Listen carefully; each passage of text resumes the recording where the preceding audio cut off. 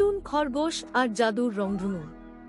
সবুজ জঙ্গলে ছোট্ট একটা খরগোশ থাকত, তার নাম টুনটুন। সে খুব হাসিখুশি আর দুষ্টু ছিল। এক সকালে ঘুম থেকে উঠে সে দেখল আকাশটা খুব মন খারাপ করে আছে। সূর্য উঠছে না। গাছে বসে থাকা পাখিরা বলল, টুনটুন, রংধনুর সব রং হারিয়ে গেছে, তাই সূর্য উঠছে না।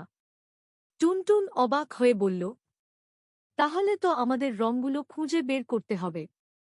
টুনটুন প্রথমে গেল গোলাপ বাগানে। সেখানে এক লাল প্রজাপতি কাঁদছিল। প্রজাপতি বলল, আমার ডানার লাল রং হারিয়ে গেছে। টুনটুন ফুলের নিচে একটা লাল ঝিলমিলে তারা খুঁজে পেল।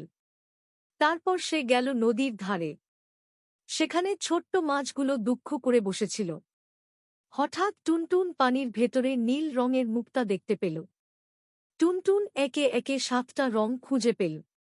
লাল, কমলা, হলুদ, সবুজ, নীল, বেগুনি আর আকাশী। সে সবগুলো আকাশে ছুঁড়ে দিল। হঠাৎ বিশাল একটা রংধনু দেখা দিল। সূর্য হাসতে হাসতে উঠে বলল, ধন্যবাদ টুনটুন, তুমি সবাইকে আবার খুশি করে দিলে। সবাই নাচতে লাগল। টুনটুন বলল, একসাথে চেষ্টা করলে সব সমস্যার সমাধান হয়।